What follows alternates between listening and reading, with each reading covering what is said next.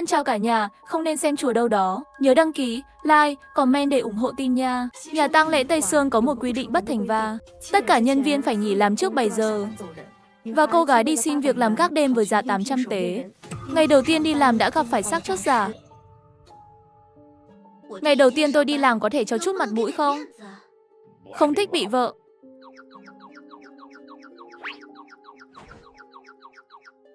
Có vẻ như phải cho các người biết ai mới là đại vương của chỗ này. Lộ Vị à, mấy giờ con về vậy? Ngô đại nương trường đại học nghỉ đông rồi cháu sẽ quay lại. Đây là 1.000 tệ. Tháng sau cháu sẽ chuyển vào tài khoản của người. Vất vả cho người và Vương đại gia, mỗi ngày lên núi thắp hương. Quét lá rồi. Đứa trẻ này, chờ cháu kiếm được tiền trong tập tiếp theo rồi đưa. Cháu là người trong làng chúng ta chứng kiến lớn lên. Trùng Doãn đạo trưởng lại giúp đỡ chúng ta nhiều lắm. Ngay cả khi không được trả tiền, chúng ta cũng nguyện ý lên núi. Cũng không phải là có chuyện gì khó. Đại nương, chúng ta đã đồng ý rồi không được thay đổi. Cũng đừng lo cho cháu, trên người cháu vẫn còn tiền nữa. Sau khi bà Ngô nhiều lần từ chối, đi cùng với Lý Lỗ Vị xuống núi, đưa cô ấy lên xe buýt đến quận lỵ. Trùng Doãn lão tử này mất tích 3 năm cũng không biết chất sống. Chỉ có thể đi kinh thành trước, vừa kiếm việc làm để kiếm tiền chi tiêu sinh hoạt, vừa đi nghe ngóng tin tức cửa ông ấy thôi.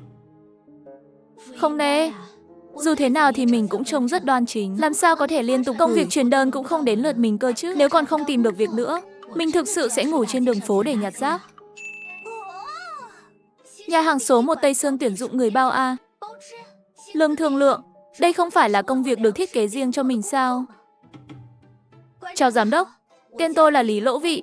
Để ứng tuyển vào đêm đầu tiên, chúng tôi không tuyển con gái. Giám đốc, ông đừng nhìn tôi nhỏ. Tôi đã đủ 18 tuổi rồi, không phải vấn đề tuổi tác. Tôi rất can đảm. Người già trong làng chất đi, tôi đều sẽ giúp đỡ. Hơn nữa bát tự của tôi rất cứng, mạnh và lớ. Nếu cần di chuyển thi thể gì đó, tôi cũng có thể làm được. Nhìn tấm thân nhỏ này, với bát tự cứng mấy chữ này không khớp bên trên.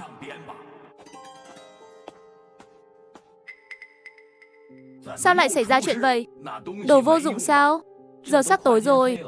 Giám đốc phải làm sao đây? Mau tìm Lưu đạo trưởng. Ông ấy đâu? Đến Lưu đạo trưởng không có ở kinh thành. Giám đốc Vương, đến được rồi. Cô mau chóng đi về đi. Chúng tôi sắp tan làm rồi. Giám đốc Vương, tôi vừa mới không cẩn thận nghe ông nói muốn tìm đạo trưởng. Tôi lớn lên ở đạo quá, cũng hiểu một số thứ ở phương diện đó. Ông xem tôi có giúp được gì không? Cô nói gì cơ? Cô lớn lên ở đạo quá. Vậy cô có thân phận của Hiệp hội Huyền học không?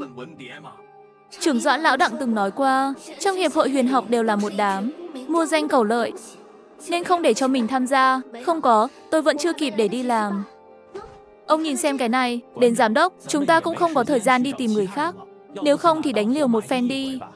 Được rồi, cô đi canh thử một đêm trước, 800 tệ một đêm bao đồ ăn đêm.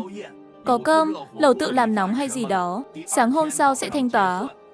Cảm ơn giám đốc, ông yên tâm, cho dù là thi thể bỏ chạy, tôi cũng sẽ bắt lại cho ông.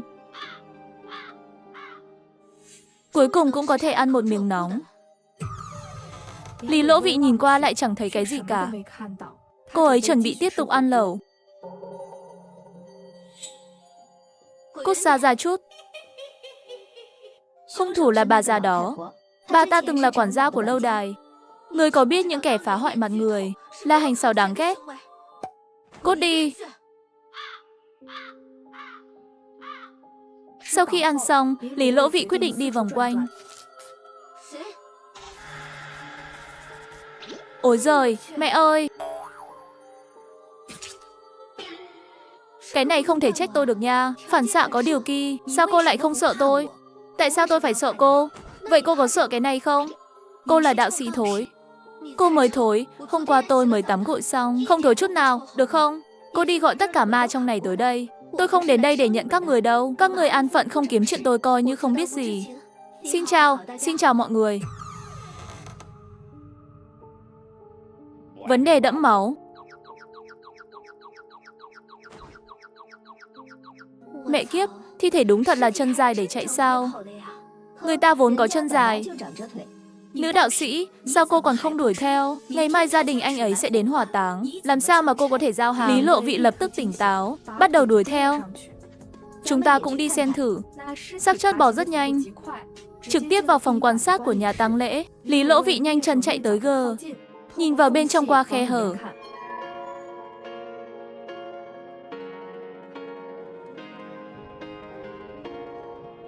Lý Lỗ Vị đang nhìn rất nghiêm túc, đột nhiên xuất hiện một cánh tay đẩy cô ấy vào. Cô ấy bị đẩy vào bất ngờ nên loạng choạng mà vào trong. Cảnh tượng đột nhiên im lặng. Im lặng là Cambridge tối nay. Tôi không phải cố ý mà đi vào đâu. Nhưng cái xác đó có thể để tôi mang về không? Dù sao ngày mai người nhà còn phải hỏa táng đây. Người mới, người gác đêm bây giờ đều xinh đẹp như vậy sao? Nếu chốt ở đây, chỉ cái dạng xấu xí này còn dám muốn cưới mình, đến vì để lấy lòng tên hề. Khán giả bên dưới lập tức lao về phía Lý Lỗ Vị. Như vậy mà đã không được rồi. Tôi vừa mới khởi động thôi mà. Ngươi mau chóng dậy đi, chúng ta đấu lại. Xin lỗi, tôi sai rồi, đại sư tha mạng. Sai ở đâu hả? Đến tôi không nên thèm muốn vẻ đẹp của cô, không nên khinh thường cô. Đại sư Minh Giáng, tôi chỉ là đùa với xác chết mà thôi. Chưa bao giờ hại chết ai cả. Tôi biết rồi, nếu không vừa rồi người đã hồn phi phách tán rồi. Lão già giám đốc thối vậy mà lại có bản lĩnh này. Tìm được đại sư thật, không giống như những người trước đây. Một chút bản lĩnh nhưng không nhiều. Đưa thi thể cho ta mang về, chỗ này sẽ được khôi phục về nguyên dạng, dọn dẹp vệ sinh sạch sẽ. Đều đừng giả chót nữa, mau làm theo lời đại sư dặn đi làm đi. Đại sư có còn phân phó gì nữa không? Chúng ta vốn dĩ đã chót rồi. Đưa tôi đi xung quanh. Nhân tiện nói về nhà tang lễ này, hai chị em thân thiết tội lỗi nhìn Lý Lỗ Vị. Thực ra chúng tôi đều bị nhà tang lễ thu hút đến đây. Thấy ở đây đầy âm khí nồng đặc, nên đã ở đây coi như làm nhà rồi. Nhà tang lễ cũng tìm cái gọi là cao nhơ. Nhưng những người đó còn không bằng một nửa cô. Ngươi thật là biết lấy lòng người. Trước đây là một người chuyên lấy lòng người khác sao? Đại sư thật giỏi. Khi tôi còn sống chính là dựa vào việc nịnh hót mới ngồi vào vị trí tổng giám đốc. Chỉ tiếc sau đó xảy ra cha, cũng bị coi là vật tế quỷ bị diệt khẩu. Lý Lỗ Vị, nghe họ nói cả đêm, sau những tin đồn về nhà tang lễ, nửa đêm mới ngủ trong phòng làm nhiệm vụ.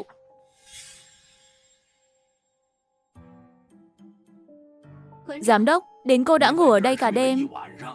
Tôi đã làm theo lời ông phân phó đi tuần tra nhà tang lễ, sau đó lại kiểm tra mạch điện và tình huống hành động của các xác chết. Giám đốc yên tâm đi. Mọi thứ đều bình thường. Tất cả đều bình thường. Đến có vấn đề gì sao?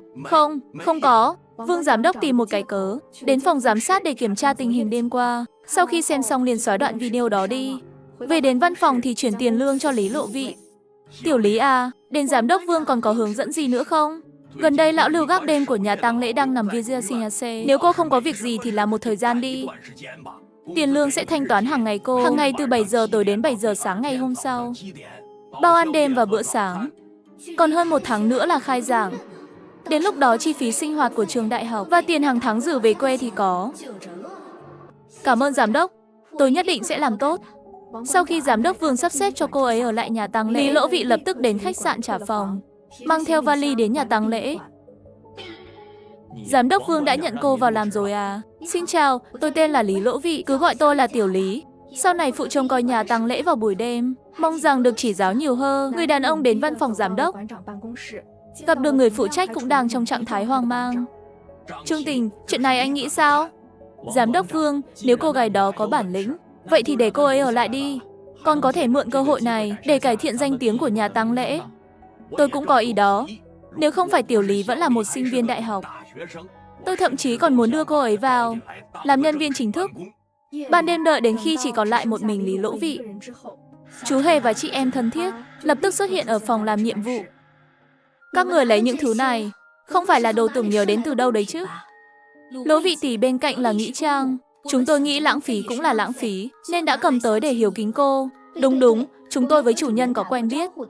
Không phải lấy bừa bãi, cũng không cần phải cướp thức ăn với người chết. Tôi không tham lam như vậy. Được rồi, các người trả lại đi. Sau khi chị em thân thiết rời khỏi phòng, người đàn ông Hề mỉm cười với chị gái của Lý. Lỗ Vị tỷ, tôi có thể nhờ cô một việc không? Nói đi xem nào. Ban ngày cô có thể rảnh đi gặp vợ con tôi. Từ khi tôi bị kẹt ở nhà tang lễ, lâu rồi không có tin tức gì của họ. Đương nhiên không để cô chạy vô ích. Tôi giấu một khoản tiền riêng vừa hay hiếu kính cô. Chuyện nhỏ, hơn nữa lại còn kiếm được tia, sao lại không chứ? Nhìn không ra anh vẫn là một người đàn ông tốt. Được rồi, 2 ngày nữa khi tôi đi mua đồ, nhân tiện đi hỏi thăm tin tức của họ. Lỗ vị tỷ, có dưa lớn tươi. Nói đi, tôi thích ăn dưa nhất. Tỷ biết vừa rồi chúng tôi đi trả lại cống phẩm, thấy gì không? Diễn viên nổi tiếng Trần Thăng. Vậy mà đang lén lút đi bái một cô gái trẻ. Tôi và chị gái tới gần nghe một lúc, phát hiện ra một bí mật. Cô gái đã chớt đó là bạn gái của Trần Thăng. Hơn nữa hắn là bị Trần Thăng thuê người rớt chớt. Trần Thăng không phải là diễn viên nhỏ mới nổi tiếng năm ngoái sao? Nhưng lúc đó nhìn mặt hắn là thuộc về loại người vô tâm tàn nhẫn. Không ngờ là chưa đầy 1 năm lại dính vào mạng người. Lỗ vị tỷ, bạn gái của Trần Thăng kia hỏi tỷ có muốn nhận không? Hay cô ấy đem tên cặn bã Trần Thăng này công khai, khiến cho hắn ta bị pháp luật trừng phạt. Cô ấy sẵn sàng trả cho chị một khoản thù lao cao. Trần Thăng là một diễn viên nhỏ mới nổi, chuyện này không dễ làm lắm. Không dễ làm, vậy chính là có thể làm được. Song song nhìn có kịch, lập tức đem kinh nghiệm bi thảm của đối phương kể lại một lần nữa. Nói như vậy, cô ấy cũng thật là đáng thương. Đàn ông không có một thứ tốt. Thật ra cũng có. Câm miệng, theo tôi nghĩ thì nên diệt cái tên cặn bã đó đi để hắn làm thái giám. Người đàn ông hề lập tức khuỵu 2 đầu gối xuống. Lý Lỗ Vị dẫn theo người đàn ông hề và song song đi tuần đêm. Về hình thức vẫn phải đi theo quy trình. Nhưng khi cô ấy đến nhà xác, cửa nhà xác đã mở. Lộ vị tỷ thật sự không phải là tôi luôn ở bên cô biết mà. Ngay lúc này, người trong nhà xác cũng mang theo một túi trái cây đi ra, vừa hay mặt đối mặt với Lý Lỗ Vị. Hóa ra là kẻ trộm xác trước. Tên trộm xác đột nhiên đâm vào Lý Lỗ Vị. Lý Lỗ Vị một cái tránh thân tại một cước đá ra. Đứng đó làm gì? Làm việc đi, đến các người còn trốn ở phía sau làm cái gì? Không nghe thấy chị Lỗ Vị nói sao? Các người ra ngoài xem, chắc chắn còn đồng phạm. Tìm cách ngăn chặn đồng bọn lại. Tôi đi gọi cảnh sát. Đến nửa tiếng sau, cảnh sát và giám đốc Vương đến nhà tang lễ gần như cùng lúc. Họ đều là do cô bắt được à? Tôi làm bán thời gian ở đây. Nhìn họ đến trộm xác chết thì vô thức ra tay thôi. Tôi có phạm sai lầm không? Đồng chí cảnh sát, cô gái này ở đây bán thời gian.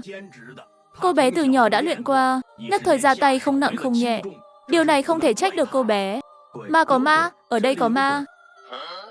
Anh có phải bị đánh tới nỗi ngu rồi không? Di cùng tôi về đồn một chuyến đi. Sau sự cố này, Vương quán trưởng cùng cảnh sát đưa ra tuyên bố, gần đây nhiều vụ mất xác đã được giải quyết. Danh tiếng của nhà tang lễ Tây Sơn cũng lập tức được hồi phục một nửa. Đến Tiểu Lý à, cô cứ yên tâm ở lại đây. Có gì cần cứ nói cho tôi biết. Vui vẻ là quan trọng. Vương quán trưởng lập tức chuyển cho Lý Lỗ Vị 10.000 tệ. Đêm nay, Đường Tiểu Uyển từ Nghĩa Trang bay tới.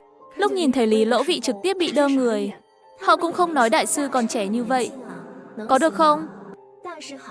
Xin chào đại sư, tên tôi là. Họ đều nói với tôi chuyện của bạn rồi, nói trước nhé. Vi phạm pháp luật, phá hoại trật tự thiên đạo, tôi sẽ không làm gì cả. Tôi muốn Trần Thăng trả đền cho tôi. Cô định làm gì? Hy vọng đại sư có thể tìm ra sự thật về việc tôi bị đâm chết, sau đó mượn tay cảnh sát bắt Trần Thăng, để cho hắn mạng đền mạng. Cũng may là không có hoàn toàn bị hắc hóa, còn có cơ hội cứu. Đến tôi hy vọng đại sư có thể giúp để tôi bước vào giấc mơ của bố mẹ tôi, nói rõ tình hình với họ. Họ có bạn bè, chắc chắn có thể giúp tìm bằng chứng. Cái này dễ làm. Chiều hôm sau khi Đường Tiểu Uyển báo mộng, Lý Lỗ Vi đến Nghĩa Trang gặp cha mẹ cô ấy. Sao còn thấy cái này đại gia có chút quen thuộc? Xin chào hai người, tôi là Lý Lỗ Vị. Cô là Lý đại sư. Lý Lỗ Vị đơn giản trao đổi với hai vợ chồng một lời. Hơn nữa Đường Tiểu Uyển ở bên cạnh nhắc nhở Lý Lỗ Vị. Những chi tiết nhỏ chỉ có cha mẹ biết. Lúc này cô ấy cũng xua tan nghi ngờ cuối cùng của đối phương. Vì Uyển ui, tôi chỉ là bỏ khuôn mặt cũ này thôi. Cũng nhất định phải bắt tên xúc sinh đó trả giá. Mong hai vị nhất định phải bảo trọng thân thể. Uyển cũng hy vọng các người có thể kiên cường. Cô ấy nói là cô ấy bất hiếu. Xin lỗi hai người. Mẹ Đường ngã vào lòng chồng khóc không thành tiếng. Lý Lỗ Vị không nói gì cả. Tiếp theo, làm theo địa chỉ mà người hề cung cấp. Đến một khu phố cũ. Dưới gốc cây ở một góc hẻo lánh, đào ra một cái túi. Trong túi có 2 thẻ ngân hàng. Tiền riêng giàu đến mức này cũng là hiếm có rồi. Đến bên ngoài nhà của Tôn Trung Cường, Lý Lộ Vi gõ cửa. Cô tìm ai? Xin chào, tôi là con gái của một người bạn. Tôi đến thay cha tôi để thăm gia đình ông ấy. Là ai tới vậy? là con gái của bạn của Tiểu Cường. Cô đến để đòi nợ đúng không? Tôi đã rồi là không có phải cô muốn ép chốt gia đình chúng tôi mới hài lòng? Gì à? Đừng hiểu lầm, tôi không phải người đòi nợ. Bố tôi là bạn học trung học cơ sở của chú Tô. Xin lỗi nhá, để cô chê cười rồi. Vào ngồi đi. Lý Lỗ Vị đem tình hình gia đình bọn họ, gần như sau khi hiểu, lấy ra một trong những thẻ ngân hàng đưa cho người phụ nữ. Đây là trước khi chú Tô bảo bố tôi giúp đầu tư tiền vào cổ phiếu. Bây giờ cũng đã tăng gấp mấy lần. Bố tôi bị ốm ở nước ngoài, không thể quay lại và tự giao cho cô. Vẫn mong thứ lỗi. Mật khẩu là sinh nhật của Trạng Trạng. Tôn Trung Cường, đồ khốn nạn nhà anh. Lý Lỗ Vị không ở lại quá lâu, mà là lặng lẽ rời đi. Sau khi trở về nhà tang lễ, người hay không thể chờ đợi để mà đi tới. Đại sư, thẻ ngân hàng tìm thấy chưa? Cô có đi gặp vợ con tôi không? Cũng không biết họ đã chuyển nhà đi chưa. Họ không ổn vì chuyện của anh. Thường có chủ nợ đến nhà đe dọa họ. Tôi đưa thẻ 400.000 tệ đó cho vợ anh. Cũng chụp lén vài bức ảnh. Anh xem đi. Đúng rồi, như đã nói trước đó, thẻ 30.000 tệ còn lại là của tôi. Đó là Tự Ni. Tôi đã rất cảm kích cô rồi. Chỉ là mua ít hoa của đi thăm gia đình anh ta. Có thể kiếm được 30.000 tệ, có phải lấy tiền của người khác có hơi. Sau này phải dành thời gian niệm chú vãng sinh, giúp cho mấy người họ nhập luân hồi. Nhưng trước đó, phải tìm hiểu rõ ràng tụ âm trấn của nhà tang lễ này từ đâu mà đế. Người bố trí trận pháp này, rốt cuộc là có mục đích gì?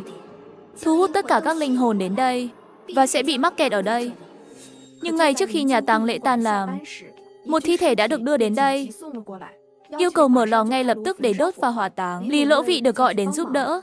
Thi thể này sắc mặt hồng hào, sống động như thật, như đang ngủ vậy. Lý Lỗ Vị lại lặng lẽ sờ sờ cổ tay đối phương.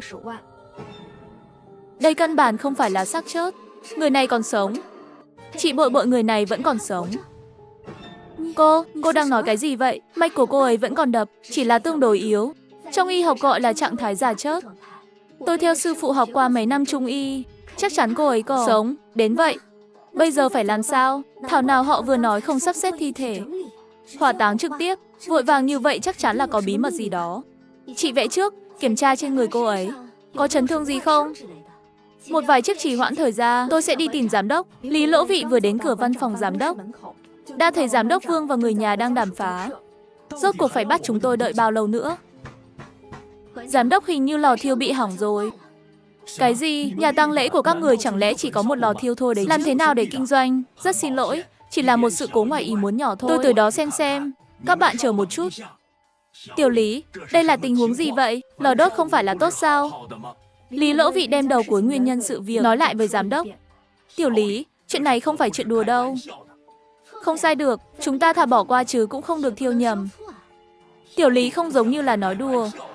Và với những gì cô ấy đã làm trong thời gian này, cũng đủ để mình cược lần này rồi. Giám đốc lập tức báo cảnh sát, còn gọi 120. Sau đó hít một hơi thật sâu, đi tới nói chuyện với người thân gia qua. Chú Hề và chị em thân thiết lúc này cũng có thể theo đến đây ăn dưa. Lý Lỗ Vị nghe nói có một xác chết khác đế đang làm trải chốt chỉnh trang. Đan cô ấy đã bị sốc khá lâu rồi, hồn xác ngày càng không được ổn định. Lát nữa cô nhập tạng trước vào cơ thể đợi bác sĩ tới. Bên kia cảnh sát đã tới, đang hỏi nguyên nhân sự việc. Giám đốc Vương nói thi thể có thể còn sống. Ông đang ăn nói hồ đồ cái gì vậy? Bình tĩnh đi, anh kích động như vậy làm cái gì? Rất nhanh 120 cũng chạy đến một nhóm người đến hiện trường. Cô ấy tỉnh rồi. Cô sao vẫn chưa chết? Không thể nào. Cô im mồm lại đi, đúng là một con chó ngu không biết nghe lời, không được di chuyển. Đến người đàn ông trực tiếp đẩy cảnh sát ra xa, sau đó hung hăng nhìn chằm chằm vào Lý Lỗ Vị. Cái con tiện nhân nhà mày, mượn mày lo chuyện bao đồng. Lý Lỗ Vị đẩy giám đốc Vương đang bị dọa tới ngay người ra. Chính mình đang linh hoạt né tránh đối phương công kích. Người Hề lập tức nắm lấy mắt cá chân của đối phương và đá nó đi. Cảnh sát vội vàng chạy tới khống chế người đàn ông. To gan, người vậy mà lại tấn công với cảnh sát. Làm phiền hai người quay lại đồn cảnh sát với tôi, ghi lại lời thú nhận. Tháng này mình đã 3 lần tới cục cảnh sát rồi. Tiểu muội muội lại đến rồi. Lần này là vì cái gì? Sẽ không bắt được một tên trộm thi thể nữa chứ? Hai người biết nhau. Lần trước vụ án mua bán thi thể gây chấn động kinh thành, chính là nhờ vào công lao của tiểu muội muội này. Cô ấy có thể đánh tốt hơn nhiều người trong đồn cảnh sát chúng ta. Cảnh sát Lý, anh đừng chọc tôi nữa. Tôi đến để lấy lời khai. Là một vụ giết người mới, tôi đưa người đi lấy lời khai trước đã. Quá trình lấy lời khai chưa đầy nửa tiếng đã xong xuôi rồi. Trong tiểu thuyết này mới có vụ án giết vợ lừa đảo tiền bảo hiểm, nhưng lại để tôi gặp, đến Lý Lỗ Vị. Mạc Khắc Hải nhìn tài liệu trong tay như có suy nghĩ. Vương quán trưởng bắt taxi đưa Lý Lỗ Vị về nhà tang lễ. Vui vẻ, lại chuyển cho cô ấy 5.000 tệ. Đây thực sự là ngôi sao may mắn của mình, đáng tiếc vẫn là bất cờ. Sinh viên mới không thể ký hợp đồng lao động. Sau khi vào đêm, Lý Lỗ Vị được mời đến nghĩa trang bên cạnh. Mời cô ấy là những hồn ma không thể đi đầu thai được. Đây là ai lấy thịt đầu heo? Của tôi đấy hôm nay mới tới. Còn tôi giỏi đó. Cống phẩm các người hãy mang hết về, tôi không ăn. Tranh ăn với người chết. Còn không bằng bò từ mộ ra bóp cổ. Đại sư, có phải cô không thích ăn những thứ này không? Vậy cô thích ăn gì? Chúng tôi tìm cách báo mộng cho gia đình. Tôi không ăn gì cả. Miễn là các người không hại người là được. Tất Ni, nếu như các người nghe được dưa bở nào, nói ra chia sẻ đi. Không chín thì đừng nói nữa. Thời gian của đại sư quý giá, lát sau đám đông sẽ nói cha. Lý Lỗ Vị nghe được đến nửa đêm mới đi làm việc ngủ. Trưa ngày hôm sau, Lý Lỗ Vị nhận được điện thoại của cha Đường Tiểu Uy. Phỏng vấn diễn biến mới nhất của vụ việc. Lý đại sư, hai cái lưỡi của người già chúng tôi mình đi cầu xin bạn bè cũ và học sinh, tìm thấy một số bằng chứng quan trọng. Nói chi tiết đi. Tài xế gây ra vụ tai nạn đã ở tù, gửi một khoản tiền vào một tài khoản ở nước ngoài. Số tiền đó đi vòng quanh, rơi vào tay con trai ông ta đang du học. Trên tài khoản, đến còn có một cái điện thoại dính máu. Chính xác là những gì cảnh sát không bao giờ tìm thấy. Đầy đủ điện thoại di động, nếu chỉ có những bằng chứng này, cũng không thể nói rõ Trần Thăng có nghi ngờ phạm tội phải không? Tài xế gây tai nạn vì bị ung thư. Ngày tháng không nhiều, cho nên mới đồng ý lái xe đâm người. Về phần vị hôn thê của Trần Thăng, là con gái của phó chủ tịch công ty giải trí Tinh Quang đến Thiệu Doanh. Vị hôn thê của anh ta cũng tham gia. Thiệu gia cũng khá nổi tiếng trong giới giải trí. Thế lớn nghiệp lớn. Chính vì thế, cô gái này từ nhỏ đã kiêu ngạo, bắt nạt bạn học khi còn là sinh viên, thậm chí từng ép đối phương chuyển trường, dẫn đến người kia cuối cùng trầm cảm tự tử. Trần Thăng chẳng qua là nhìn trúng tài lực phía sau Thiệu Ánh, mà Thiệu Ánh lại là nhìn trúng khuôn mặt của Trần Thăng. Huyền Huyền đáng thương của nhà chúng tôi, đến một tên tham tài, một tên háo sắc, đúng là thật xứng đôi vừa lứa. Nhưng đây là trước mặt chúng ta. Có một vấn đề quan trọng. Đường giáo sư, Tống lão sư, mặc dù hai người có danh tiếng tốt trong ngành giáo dục, nhưng cánh tay đâu mà vặn được chân lớn đâu. Nhưng chúng tôi, mà hai người, cũng gần đến tuổi nghỉ hưu rồi. Một cái không được thì có thể hủy hoại một đời danh tiếng. Chẳng lẽ cả đời này chúng ta đều không thể thay con gái minh oan sao? Bây giờ chúng ta cần một người tình nguyện ra mặt, mà không phải cho người quyền lực, giúp chúng ta phơi bày chuyện này. Có tranh cãi thì có nhiệt độ. Có lẽ có một người có thể giúp chúng ta. Sau đó gọi điện thoại, hẹn đối phương một địa điểm hợp lý. Sao lại là anh? Dượng tôi là học trò của giáo sư Đường. Tôi nên phù hợp với điều kiện của bạn. Xem trong hồ sơ của cô lớn lên ở đạo giáo. Vì vậy, cô sẽ có một số thủ thuật đặc biệt. Chỉ là biết một chút. Một chút, đến cảnh sát Mặc. Chúng ta phải tôn thờ khoa học. Đó chỉ là niềm tin cá nhân của tôi. Mạc Khắc Hải nhìn cô ấy một cái, cũng không tiếp tục hỏi tiếp, mà là chủ động nói về Đường Tiểu Uy. Vụ án chết trong tai nạn xe hơi. Cuộc trò chuyện này là hơn 2 giờ. Sĩ quan Mặc, tôi nên quay lại nhà tang lễ rồi. Đến lúc tôi làm ca đêm rồi. Thế Medworth xin đi. Có gì cô có thể liên hệ bất cứ lúc nào. Trước khi đi, Mạc Khắc Hải đã gọi 2 món tráng miệng. Ca đêm vất vả, mang về ăn đi. Trực giác nói cho Lý Lỗ Vị biết, trên người của Mạc Khắc Hải anh ấy có sinh lời, đang muốn từ chối. Giáo sư Đường có ơn giảng dạy với dượng tôi. Dượng đang ở nước ngoài, cho nên để tôi nhất định giúp đỡ giáo sư Đường. Dù mục đích của cô là gì, điểm xuất phát là tốt. Nếu anh muốn mời, ta còn sợ anh hạ độc. Cảm ơn cảnh sát Mặc. Nhà tang lễ Tây Sơn từ khi Lý Lỗ Vị gia nhập, tin đồn về ma cũng không bị phá vỡ. Công việc kinh doanh cũng bắt đầu cải thi. Không lâu sau, Lý Lỗ Vị sắp đi học rồi. Lỗ Vị, cô sẽ quay lại chứ? Đương nhiên, giám đốc Vương đã đồng ý với tôi rồi. Cuối tuần tôi đến bán thời gian. Vì vậy, mọi người đừng buồn nha. Đúng rồi, Tiểu Lý, chúng tôi vẫn chưa biết cô học trường nào. Đại học sư phạm thứ nhất. Có chuyện gì vậy? Đến cô là một đạo sĩ lại học đại học sư phạm. Tôi đã vượt qua kỳ thi tuyển sinh đại học một cách nghiêm túc. Anh Trương, đừng xem thường tôi. Hơn đạo sĩ thì sao? Đạo sĩ cũng có thể dạy học như người. Chẳng lẽ anh chưa từng nghe qua một câu nói sao? Tận cùng của khoa học là huyền học. Được, tôi không nói lại cô. Chúng tôi không tuyên truyền mê tín phong kỳ. Sao lại không thể làm giáo viên? Anh đây là định kỳ. Đúng vậy định kỳ. Tiểu Lý, đây là tâm ý của toàn thể nhân viên nhà tang lễ của chúng ta. Đi học có nhiều chỗ dùng tiền đây. Cô không được từ chối. Nếu giám đốc đã nói vậy rồi, mình sẽ không khách khí nữa. Sau này dùng số tiền này mua thêm một ít giấy chê thơm, tiền bạc, thỏi bạc hay gì đó đốt cho mấy tiểu quỷ là được rồi. Cảm ơn mọi người. Tôi phải đi đây. Còn phải đi báo cáo nữa. Tôi không nỡ để Lỗ Vị tỷ. Nói như thể tôi nỡ lòng vậy. Sau khi Lý Lỗ Vị đến ký túc xá, phát hiện 3 người bạn cùng phòng đều đã đến rồi. Xin chào các cậu, tôi tên là Lý Lỗ Vị. Xin chào, tên tớ là Đới Lệ, tên tớ là Trung Phán Nghi. Xin chào, tớ là Tả Vũ. Sát khí khắp người, nếu nó lan đến vị trí của trái tim, có lẽ là không cứu được. Rõ ràng đã bị quỷ ám một thời gian rồi. Sau nửa ngày bên nhau, Lý Lỗ Vị cũng đại khái hiểu được tính cách của 3 người bạn cùng phòng mà cô ấy sẽ nhìn tướng mặt. Cũng biết 3 người này đều là người hiền lành. Câu tục ngữ này hơi phức tạp. Chắc là có người đang mượn mạng. Lúc này, bạn cùng phòng đang bị một cái bóng đen hấp thụ sức sống. Có vẻ như mình đã đoán đúng. Sức khỏe cô ấy không tốt có nguyên nhân bẩm sinh, nhưng lý do chính vẫn là có người đang mượn mạng. Lý Lỗ Vị mấp máy môi cho lúc này, đọc một câu thần chú trừ tà, đẩy trước khi đi ngủ lén đặt lên cổ. Bồ đề dưới gối Tả Vũ, khoảnh khắc bùng nổ một tia sáng vàng, trời bóng tối vào. Lý Lỗ Vị nhanh chóng bị thu lại, đặt nó vào túi vải. Đây là lần đầu tiên tôi tận mắt nhỉ. Người mượn mạng. Vì lợi ích của bạn cùng phòng, coi như là giúp cậu đi. Ngày mai sẽ bắt đầu huấn luyện quân sự. Ngủ tiếp đi. Tả Vũ sức khỏe không tốt, có giấy chứng nhận của bệnh VGCAC, cho nên không cần tham gia huấn luyện quân sự. Sau khi huấn luyện quân sự, Tả Vũ đã chuẩn bị xong đồ ăn trong ký túc xá của họ rồi. Nghe nói chưa?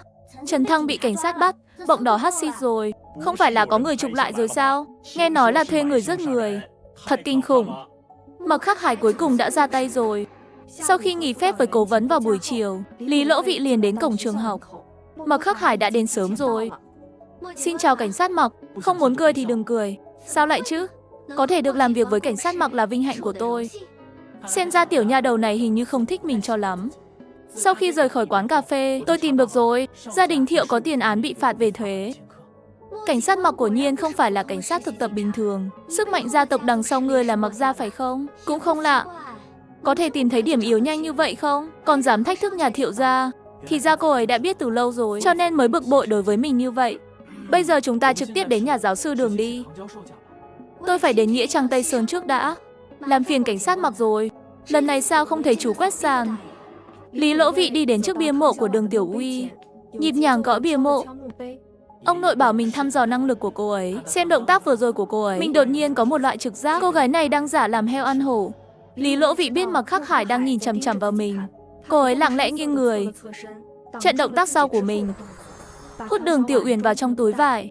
Cô tới đây chỉ là vì bái tế Đường Tiểu Uy. Chuyện làm xong rồi, phải nói với cô ấy một tiếng. Được rồi, chúng ta nhanh tay đi gặp giáo sư Đường. Với Tống lão sư đi. Vừa gặp mặt, Tống lão sư suýt nữa thì quỳ xuống trước Lý Lỗ Vị rồi. Lý Lỗ Vị nhanh chóng đỡ lấy bà ấy. Tống lão sư, chân đùi của bà không được thoải mái không?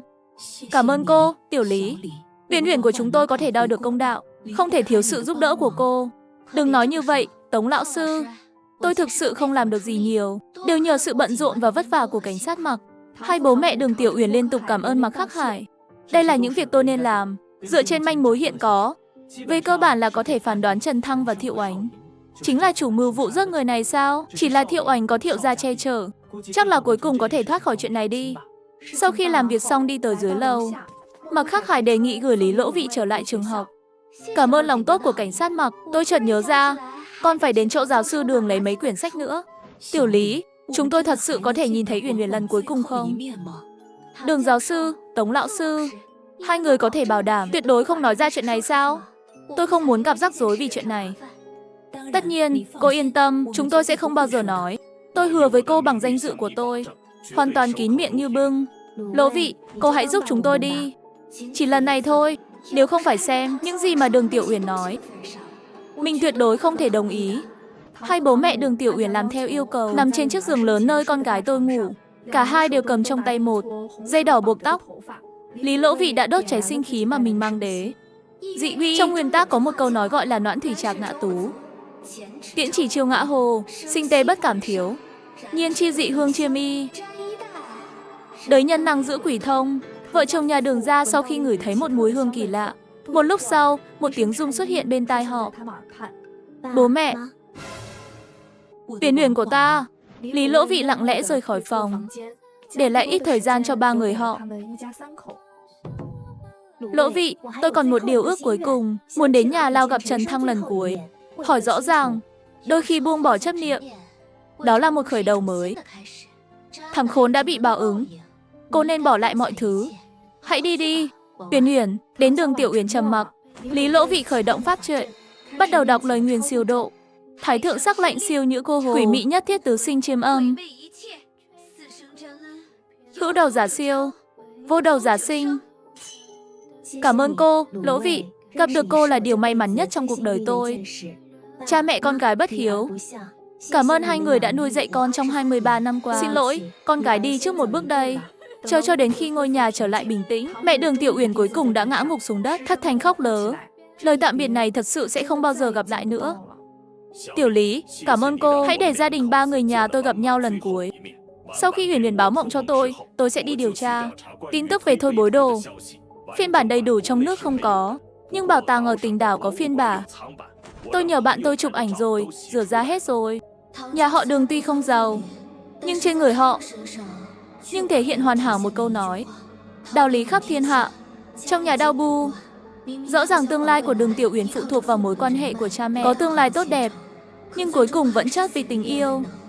Từ khi Lý Lỗ Vị còn nhớ, Tiểu lão đầu ở nhà đang tìm kiếm tung tích của Thôi Bối Đồ, đưa cô ấy đi khắp các bảo tàng. Chỉ tiếc rằng, Thôi Bối Đồ của phiên bản Lý Thuần Phong và Viên Thiên Cương từ lâu đã thoát khỏi dòng sông dài của lịch sử. Có một số phiên bản tồn tại cho đến nay. Cảm ơn giáo sư Đường, người nhọc lòng rồi. Trên đường trở về ký túc xá, Lý Lỗ Vị gặp Tả Vũ. Bên cạnh Tả Ngữ còn có một nam một nữ. Phụ nữ vừa hay đặt một cái gì đó, đeo vào cổ tay cô ấy. Chú hai, mợ hai, bạn học đến tìm cháu rồi. Cháu và cô ấy về ký túc xá đây. Quay về nghỉ ngơi thật tốt. Thiếu tiền thì gọi điện thoại cho chú hai. Sau đó nhìn Lý Lỗ Vị, rồi cùng vợ rời đi. Sau khi trở về ký túc xá, Lý Lỗ Vị nhạy cảm nhận được tâm trạng của cô ấy không tốt lắm. Lỗ Vị, cậu có thể nói chuyện với tôi không? Được chứ, đến cậu có sợ ma không? Câu hỏi thực sự bùng nổ. Mình nên trả lời thế nào đây? Nếu như có thể, tôi thà đối mặt với ma, cũng không muốn đối mặt với người đáng sợ hơn quỷ dữ. Tình hình nhà tôi thật sự rất phức tạp. Sau khi bố tôi mất, mẹ tôi phát điên lê, sau đó đưa tôi cho nhà chú hai. Nhà chú hai thật ra đối với tôi rất tốt. Nếu không phải đêm đó cô ấy tình cờ nghe được chú hai dì nói chuyện trong phòng. Lý do họ tự nhận mình, một phần là sau khi cha con bé mất, di sản để lại cho con bé. Mặt khác, họ muốn đổi mạng cho con trai mình. Mà nếu như cô ấy có hành động nổi loạn gì, họ sẽ dừng lại ngay lập tức. Chi phí mẹ cô ấy ở viện dưỡng lão, ném mẹ nó ra khỏi viện dưỡng lão. Nếu thế giới này thật sự có ma thì tốt rồi. Cũng không biết sau khi chết tôi có biến thành quỷ không. Theo tình huống hiện tại của cậu, ít nhất cũng là ác quỷ. Đừng nghĩ lung tung, cậu chỉ là thân thể yếu đi một chút thôi. Đừng tự nguyền rủa mình. Tôi thấy gì của cậu, vòng tay vừa tặng bạn rất đẹp. Cậu có thể cho tôi xem không? Tả Vũ tháo sợi dây ngọc trai ra và đưa cho Lý Lỗ Vị. Chuỗi ngọc trai này vậy mà lại làm từ xương đầu của người chết. Con có thể từ trên chuỗi vòng này cảm nhận một lớp pháp lực yếu ớt. Không đợi sau khi kết thúc huấn luyện quân sự, chúng ta tới chùa hoặc đạo quán bái lại đi. Khí đen này trên người có cũng vậy mà không có cũng không sao. Tôi vừa nghe cậu nói cậu muốn đi đâu. Chúng tớ cũng đi. Lý Lỗ Vị lại nói đề nghị một lần nữa. Lập tức nhận được phản hồi của hai người. Đây là hương an thần mà tôi xin ở đạo quá. Nếu mọi người không chê thì tôi sẽ đốt một cái. Mùi thơm lắm. Có thể an thần giúp ngủ. Nhà tôi cũng có một ông bố thích hương. Tôi đã ngửi rất nhiều hương. Không vui bằng Lỗ Vị của bạn. Có thể là bởi vì đạo trưởng trong đạo quán tự làm. Vật liệu sử dụng không giống như trên thị trường. Ngay sau đó, ba người còn lại trong ký túc xá đã ngủ thiếp đi. Sau thời điểm này, một số bóng đen xuất hiện trong ký túc xá. Bóng đen sau khi xác nhận mọi người đều ngủ, chuẩn bị ra tay với Tả Vũ.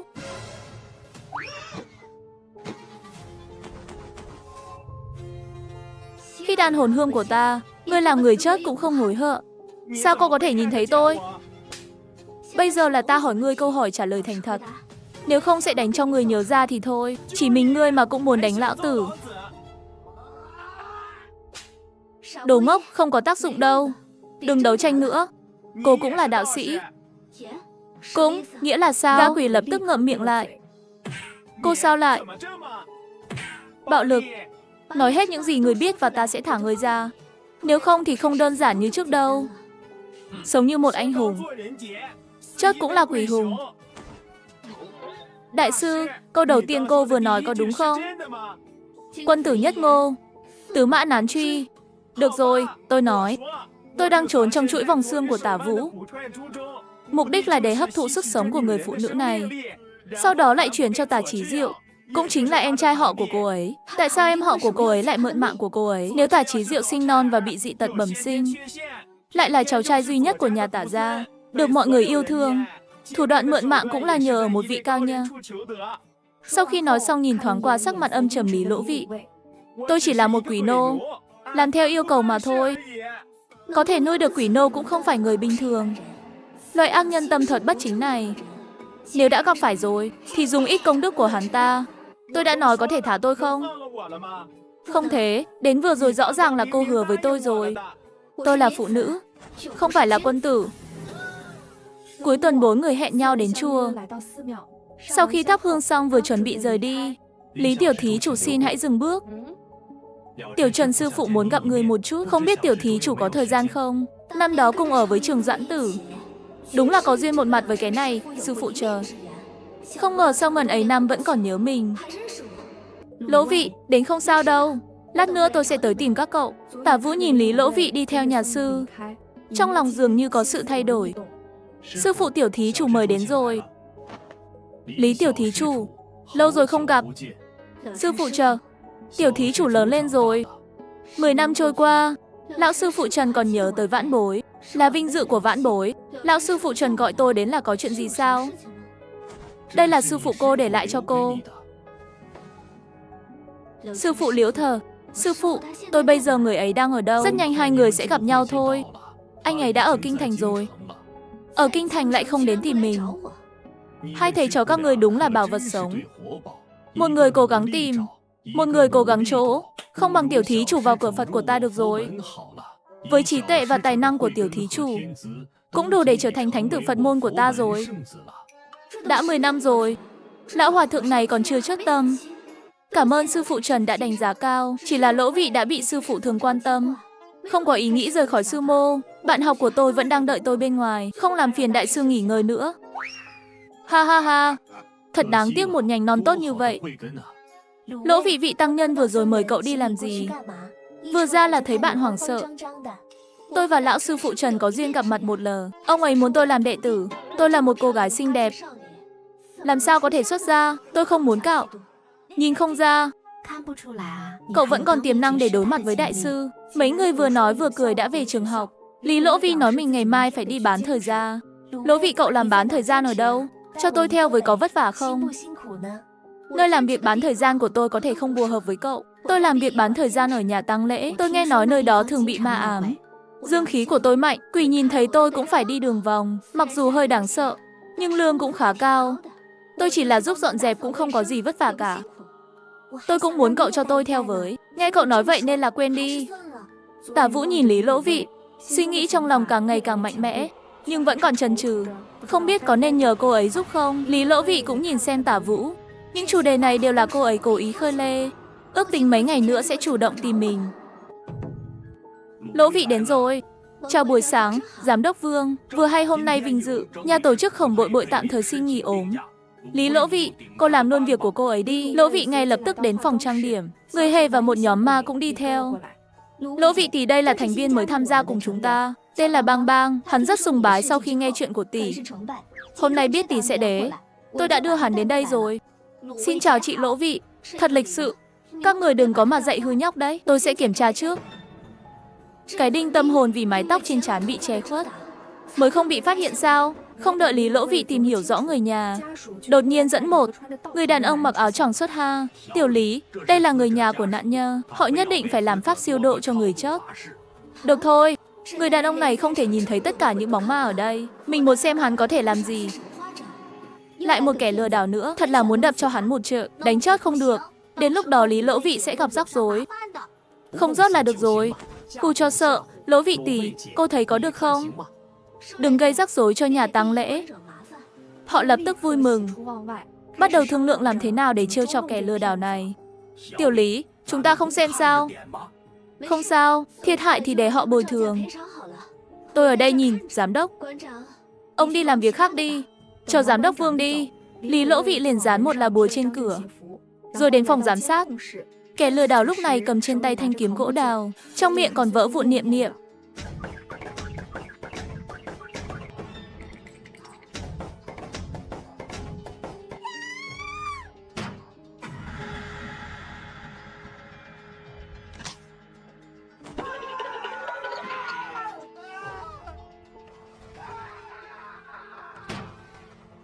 Quỷ dữ, có quỷ.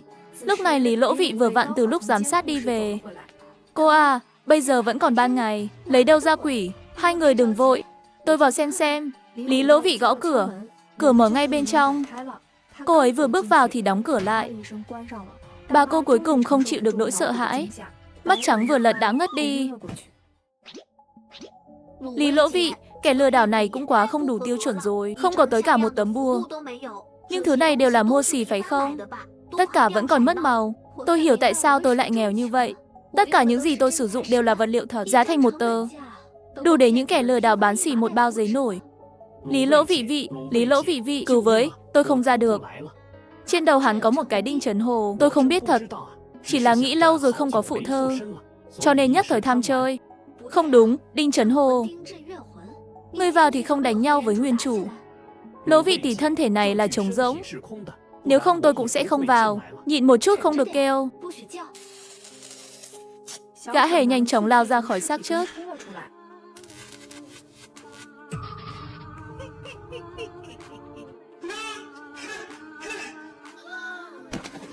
Chất lượng tâm lý này cũng quá tệ phải không? Thi thể đột nhiên bật lê, chạy về phía cửa. Trên cửa tôi đã dán sẵn bùa rồi. Ngươi còn muốn chạy đi đâu nữa? Xác chết lại trồi lên khỏi mặt đất. Lần này là chậu lao về phía Lý Lỗ Vị. Lý Lỗ Vị nhấc chân lên đá mạnh một cái, thi thể trực tiếp bị đá bay ra ngoài. Đây chính là Kim Cang Bà Bi sao?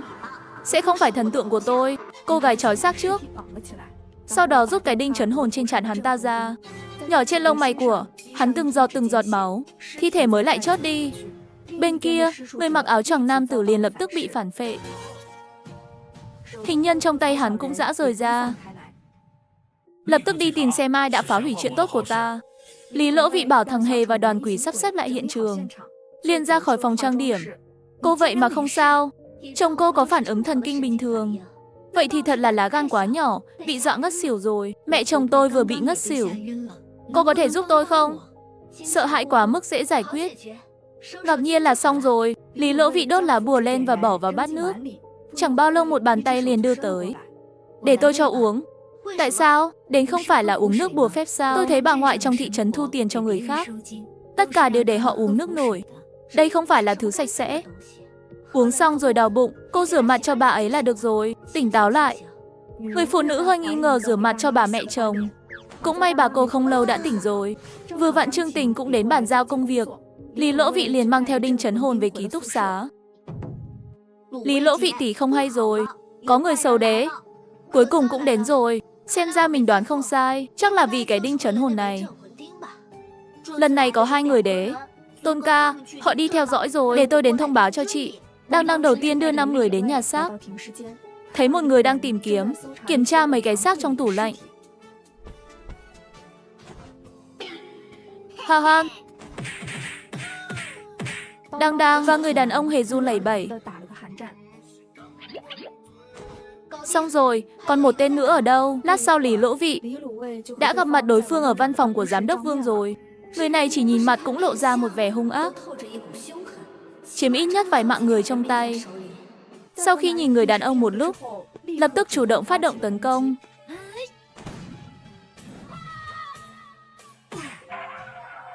Còn có chút bản lĩnh, nhưng không nhiều. Đến người đàn ông lập tức ném một con dao găm, chạy về phía Lý Lỗ Vị. Đan đột nhiên nắm lấy chân hắn, khiến đối phương ngã ra đất. Lý Lỗ Vị nhân cơ hội một cước đá qua, đều không được cử động. Thời gian vừa hay, Chúng tôi vừa gọi bữa tối rồi, còn chưa kịp ăn đâu, thì đã bị cuộc gọi báo cảnh sát của cô gọi tới đây rồi. Trong lúc nói chuyện, người đàn ông đột nhiên bật dậy, lại đâm về phía Lý Lỗ Vị. Chị nghe nói về thân hình của cô ấy không tồi. Hôm nay coi như là mở mắt rồi, tốc độ phản ứng này quá nhanh. Chắc là không có nhiều người trong cục có thể so sánh được. Mạc Khắc Hải lập tức tiến tới bắt người đàn ông lại. Cái đó, con có một người bị tôi đánh ngất ở phòng đựng xác rồi. Cô gái này thật là hổ báo. Quy tắc cũ, quay lại đồn cảnh sát và lấy lời khai. Nghe nói nhà tang lễ có trộm, thậm chí cả những kẻ giết người bị truy nã. Giám đốc Vương vội vã đến cục cảnh sát. Chị Ngô, tôi đây có phải là hỗ trợ giải quyết vụ án không? Có tiền thưởng không? Tôi đi hỏi lãnh đạo. Dường như lại tìm được một con đường làm giàu bán thời gian. Giám đốc Vương, đôi dép lê này của ông cũng khá dễ thương đấy chứ. Đây là con gái tôi mua cho tôi. Ông ấy dường như nghĩ ra điều gì đó, nhìn trái phải. Tiểu Lý, cô không phải là đệ tử của đạo gia sao? Cô có biết bói không? Cô có thể xem cho tôi tình duyên của con gái tôi không? Nó vừa có bạn trai, nhưng anh chàng đó trông tôi không giống một người tốt. Đây không phải là đa số, tâm lý cha và con gái sao? Hận không thể rớt hết tất cả mấy đứa con trai trẻ ở xung quanh. Ông nói sinh thần bát tự của con gái ra.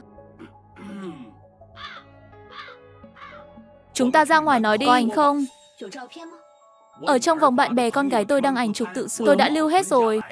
Cô xem, đến bạn trai mà bây giờ cô ấy yêu, không phải chính duyên của cô ấy, chắc chỉ là bèo nước gặp nhau thôi. Mới bắt đầu hẹn hò, không lâu nữa sẽ chia tay. Lời của Lý Lỗ Vị làm giám đốc Vương hận không thể lập tức quay về bắt con gái chia tay. Nhưng lòng phản nghịch của con gái ông có hơi chút nặng. Nếu như ông mở lời bắt cô ấy chia tay, cô ấy sẽ không bao giờ chia tay. Cho nên thuận theo tự nhiên là tốt nhất. Đừng lo lắng, con gái ông trông ngây thơ, nhưng rất thông minh. Ánh mắt của Lý Lỗ Vị đột nhiên dừng lại ở một tấm ảnh tự chụp của hai mẹ con. Tốt nhất ông nên đưa vợ ông đến bệnh viện kiểm tra sức khỏe. Có vấn đề gì không? Chắc là gần đây bà ấy ngủ không ngon lắm. Thỉnh thoảng sẽ cảm thấy đau lưng. Tốt nhất là đi kiểm tra tim. Bệnh viện cụ thể kiểm tra rồi mới biết. Giám đốc Vương sợ đến nỗi tay run rẩy, điện thoại gần như không cầm chắc. Nhưng đừng hoảng sợ, vấn đề không lớn, phát hiện và điều trị sớm. Bây giờ trình độ y học cao như vậy, sẽ ổn thôi. Hy vọng nó đúng như cô nói. Thì ra cô ở đây. Lãnh đạo của chúng tôi nói rồi, coi như cô lập được công đợi hoàn tất tất cả các thủ tục xong. Tiền thưởng sẽ được chuyển vào tài khoản của cô. Cô để lại tài khoản ngân hàng đi. Cảm ơn chị Ngô. Vậy sau này tôi sẽ giúp các bạn bắt thêm vài tên tội phạm bị truy nã. Vậy cũng không thể nói đùa về sự an toàn tính mạng của mình. Cảm ơn chị Ngô đã quan tâm. Tôi sẽ chú ý. Chúng tôi về trước đây. Ngày hôm sau Lý Lỗ Vị quay trở về ký túc xá, lại thấy Tả Vũ và gia đình chú hai của cậu ấy. Tướng mạo thô tục. Sau này dù còn sống, cũng thuộc loại phế liệu xã hội. Chú hai dì hai, lát nữa cháu còn phải nói chuyện với bạn. Đến văn phòng cố vớ. Mấy người về trước đi. Lái xe cẩn thận trên đường. Được rồi, thứ sáu này tan học nhớ về nhà. Bà nội nhớ cháu rồi. Chị ơi, máy tính bảng của em bị hỏng rồi, chị đưa em đi. Tiểu Vũ à, cháu tự mua thêm một cái nữa đi. Thật không may. Của em trai cháu vừa làm hỏng ngày hôm qua. Không sao đâu dì hai, em trai thích thì cầm lấy là được rồi. Khai giảng cháu vừa mới mua. Lúc này dì hai mới hài lòng dắt theo con trai rời đi. Làm cho cậu xem trò đùa rồi. Đúng rồi Lỗ Vị, cậu có quen đại sư nào có tiếng đáng tin không? Có biết, đến có thể giới thiệu cho tôi không? Tôi muốn giải quyết chuyện của mình. Tiểu Vũ à, cậu nghĩ kỹ chưa? Loại chuyện này không thể cầu thả được. Có thể còn mang đến cho bạn những hậu quả không thể chịu đựng được. Dù sao cũng là một chữ chết. Chiến đấu có lẽ còn có thể sống sót. Nếu như cậu đã quyết định rồi, tôi sẽ không giấu cậu nữa. Tôi học ở Thừa Thành Thanh Quá, là đệ tử đạo gia. Tôi có thể giúp bạn giải quyết vấn đề nhận mạng. Lời nói vừa dứt, Tả Vũ mở to mắt. Từ ngày đầu tiên cậu tới ký túc xá, tôi thấy tướng mặt của cậu liền biết rồi. Chỉ là loại chuyện này không tốt chủ động mở miệng. Rất dễ bị coi là kẻ lừa đảo. Nhưng nếu cậu chủ động giúp đỡ, bản chất của sự việc thì khác. Hốc mắt của Tả Vũ nhanh chóng ửng đỏ. Tôi cũng không cố ý giấu cậu đâu. Cậu đừng trách, đến tôi cũng không phải trách cậu. Tôi chỉ là, Lỗ Vị, cậu cứu tôi với, tôi không muốn chết. Tiểu Vũ, buổi chiều chúng ta xin nghỉ đi. Tôi sẽ đưa cậu tới Phan Xavier, tìm một chiếc vòng tay tương tự để mang theo. Cái dây này của cậu đang đeo là làm từ bằng đầu của người chết. Đừng động vào nữa. Đừng sợ những thứ bẩn thỉu trong đó, sớm đã bị tôi thu phục rồi. Chắc là thấy mấy ngày nay không có hiệu quả gì. Chú hai dì hai của cậu mới tìm đến đây, có lẽ lại gửi đồ cho cậu rồi chứ. Họ đã tặng cho tôi bùa hộ mệnh này. Hoa văn bên trên tôi từng thấy qua, Có lẽ tôi đoán được người nuôi ma này là ai rồi. Tôi cần liên lạc với một người. Hắn có thể giúp cậu. Lý Lỗ Vị chụp ảnh bùa và gửi đi. Một lát sau, Miêu Thế Kỳ trực tiếp gọi điện thoại tới. Lỗ Vị, cái đồ này em lấy ở đâu ra vậy? Lý Lỗ Vị nói những gì xảy ra với Tả Vũ. Nói chi tiết với anh ta. Tôi đi hỏi tộc trưởng. Thứ này em cất đi trước. Có gì liên hệ với tôi bất cứ lúc nào. Lý Lỗ Vị có phải chuyện này rắc rối lắm? Đúng là rắc rối. Cho nên tôi tìm người giúp rồi. Yên tâm có tôi ở đây. Trời không thể sụp xuống được. 2 ngày sau, Miêu Thế Kỳ đã đến Kinh Thành, đồng hành. Còn có một người đàn ông trung niên khác tên là Miêu Phác. Miêu ca, anh thúc. Lỗ Vị đã cao lớn như vậy rồi, đã nhiều năm vậy rồi. Anh cũng đã được chọn thành tộc trưởng rồi. Đúng rồi, đây là bạn học của em, tên là Tả Vũ. Đến xin chào hai người. Miêu Phác nhìn Tả Vũ với ánh mắt nghiêm trọng. Cô trúng cổ rồi. Cô gái bị chú gì? Hạ cổ trùng chỉ có thể mời 2 vị miêu cương cổ sư bắt cổ trùng. Miêu Thế Kỳ lấy ra một chiếc bình thủy tinh, con bọ thuận thế bay đến trên mặt của Tả Vũ. Lỗ Vị, tôi sợ quá. Đừng cử động, cô bé, chịu đựng là được rồi. Lời nói vừa dứt câu, con trùng nhỏ trực tiếp cắn vào cổ của Tả Vũ. Tiểu Vũ đừng sợ. Một lát sau, cái thứ nhỏ bé đấy bụng tròn vo. Trên cổ của Tả Vũ cũng dần xuất hiện thêm một vết màu đen. Sắp ra rồi, đừng nói gì cả, bạn chịu đựng thêm một chút. Cổ trùng bị một loại mùi đặc biệt dẫn dụ, bỏ ra khỏi bên ngoài vết thương. Miêu Thế Kỳ nhanh chóng bắt nó bỏ vào trong lọ thủy tinh. Tả Vũ hoàn hồn lại, toàn thân ướt đẫm mồ hôi lạnh. Xin nghỉ đi, cổ trùng tử rời khỏi cơ thể của ký chủ. Cổ mẫu bên kia lập tức sẽ có phản ứng. Việc không được trì hoãn, tối nay sẽ xuất phát. Chúng tôi sẽ đến ga đường sắt cao tốc chờ các bạn. Sau khi xin nghỉ phép, hai người lên taxi. Cách tàu cao tốc chạy xe còn cần hơn 1 tiếng nữa. Chắc là kịp.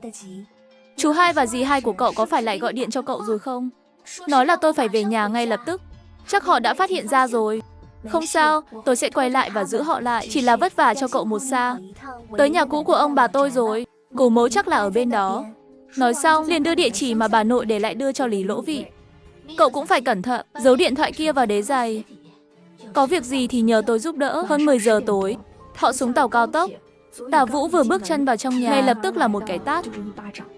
Cái con tiện nhân nhà mày, mày vậy mà dám tìm đạo sĩ, lão nương cho mày ăn cho mày uống. Không phải chỉ là để cho em trai mày tiếp tục sống sao? Cái đồ vong ơn bội nghĩ nhà mày vậy mà lại muốn tả ra tuyệt hậu. Lẽ ra tao phải nên bóp chết mày từ lâu rồi. Chú hai dì hai không giả vờ nữa à? Sau khi dì hai tức giận cướp lấy điện thoại của cô ấy xong, liền nhốt cô ấy vào trong phòng.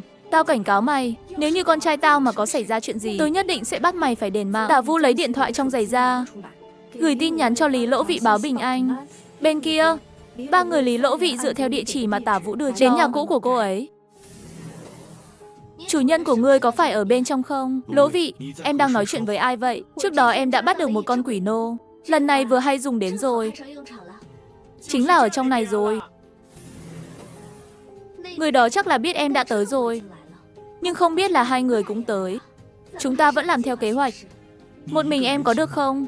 Miêu anh ca đừng có mà coi thường em. Thời gian 8 năm này em đã mạnh lên không ít. Nói xong liền đi vòng qua phía sau căn phòng đó. Con bé nói không sai, thực lực của Trường Doãn đạo trưởng đến ngay cả tộc trưởng cũng phải tôn kính. Con bé là đệ tử yêu quý duy nhất của Trường Doãn đạo trưởng, sức mạnh tuyệt đối được. Lý Lỗ Vi quyết định dẫn rắn ra khỏi hang để tránh bị thương, bắt đầu đào hố dưới một cái cây lớn, chôn bùa vào bên trong, rồi trèo lên cây, lấy súng cao su ra và bắn vào sư. Một lát sau, 2 ác linh bay ra ngoài từ cửa sổ. Lý Lỗ Vị bồi một chút tiền tiết lên trên hòn đá, sau đó trực tiếp nhắm vào chúng. Một mũi tên trúng 2 đích, có vẻ như kỹ thuật vẫn chưa có tụt lùi. Ta không tin là người không xuất ha. Chờ đến sáng, người sẽ không có lợi thế gì. Sau nhiều vòng tiêu thụ, người bên trong cuối cùng cũng xuất ha. Trang phục này, thành viên của tổ chức tà giáo Anh Hoa Quốc không còn nghi ngờ gì nữa. Thông báo cho Mặc Khắc Hải trước, chắc là lập đại công. Bên kia đang ở trong phòng, đã biết rõ được phương hướng của Lý Lỗ Vị, trực tiếp để một đám côn trùng độc bò lên cây. Những thứ kinh tởm này, cũng may đã chuẩn bị một chút.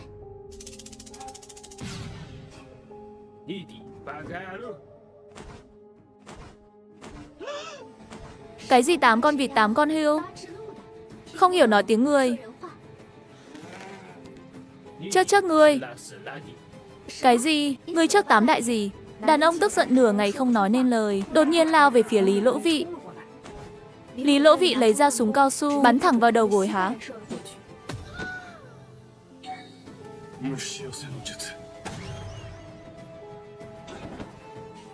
Múa diều quá mắt thợ. Con dám hoàn thành trước mặt ta, không biết tự lượng sức.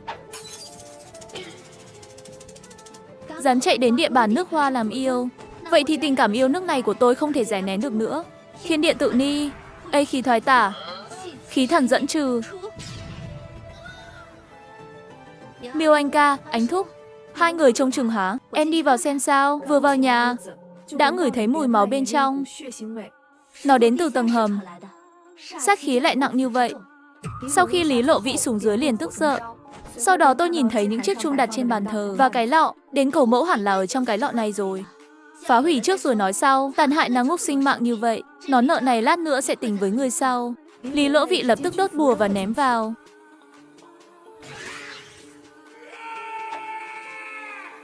Bát Giác Anh Lộ, ngươi vậy mà dám phá hủy kế hoạch của chúng ta. Ta muốn các ngươi và cổ trùng mẫu ta bồi táng. Xin lỗi vì đã để anh ta xông vào. Anh chú bảo anh vào để giúp em. Chú ấy ở bên ngoài canh giữ. Miêu ca không sao đâu. Mục đích của chúng ta đã đạt được rồi. Ngươi, đến đây nộp mạng. Ta vô cùng chào đó. Để cho ngươi thấy như thế nào mới là bùa người nộ.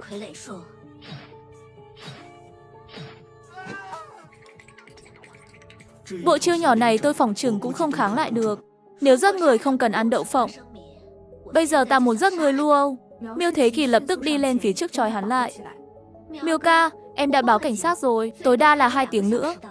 Hai người tìm đồ có ích. Em sẽ dọn dẹp hiện trường. Trước khi biển Mặc Khắc Hải đến nơi, hai chú cháu họ đã rời khỏi hiện trường. Cuối cùng là gì chú? Và ông bà của Tả Vũ liền bị bắt ngay. Lỗ Vị, đến không sao đâu, không sao đâu. Sau này cậu sẽ ổn thôi. Sống lâu 100 tuổi. Cảm ơn cậu.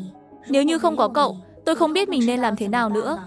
Bảo bối ngoan đừng khóc nữa, chuyện của cậu vẫn chưa kết thúc. Cậu phải liên hệ với luật sư ngay lập tức. Không thể mềm lòng, biết không? Tôi phải bắt họ phải trả giá. Sau đó, Mặc Khắc Hải hẹn với Lý Lỗ Vị ra ngoài. Lý Lỗ Vị có hứng thú đến Mặc gia làm khách khanh thù lao. Tùy cô ra, đến cảnh sát Mặc. Anh thực sự tôn trọng tôi. Đại gia tốc càng sâu thâm, càng cần một thiên tài như cô. Tôi từng theo ông nội, đã từng tham gia cái gọi là hiệp hội huyền học, đã thấy cách của các bậc thầy.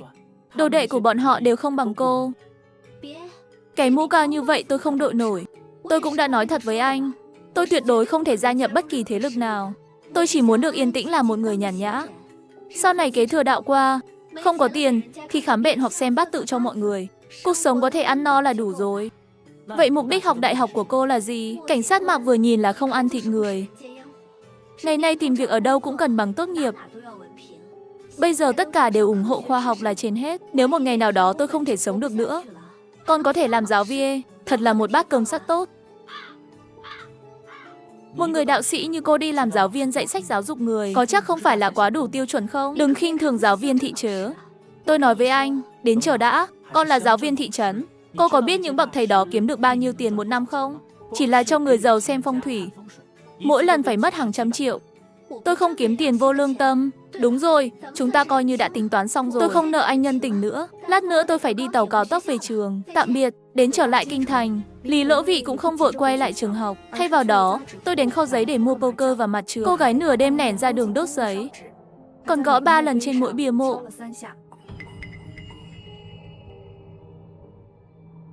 Đột nhiên một tia điện từ tay chiều tới. Ai ở đó? Đến một già một trẻ nhìn nhau. Bầu không khí cũng dần dần bắt đầu kỳ lạ. Tại sao tôi cảm thấy như họ sắp đánh nhau? Lời nói vừa dứt, Lý Lỗ Vị đột nhiên chạy về phía ông lão. Chúng ta có nên giúp gì không? Cùng nhau lê. Sư phụ, lão già người vẫn chưa chết. May quá rồi, tổ sư ra phù hộ. Nghiệp đồ nhà co, vậy mà dám nguyền rủa thầy. 3 năm rồi, suốt 3 năm. Người có biết 3 năm này con sống như nào không hả? Không phải con vẫn sống tốt sao? Con tìm được một công việc vui vẻ như vậy. Lão đàn ông được lắm. Con đã ngồi ở nhà tang lễ bên cạnh lâu thế. Người thậm chí còn không nhận ra con. Người thật nhẫn tâm. Ai dạy con từ nhẫn tâm lại dùng như vậy? Mau buông tay, quần của 6 sư sắp rơi rồi. Nếu người dám chơi biến mất một lần nữa, ngày mai con sẽ rời khỏi sư môn đi theo Trần sư bá.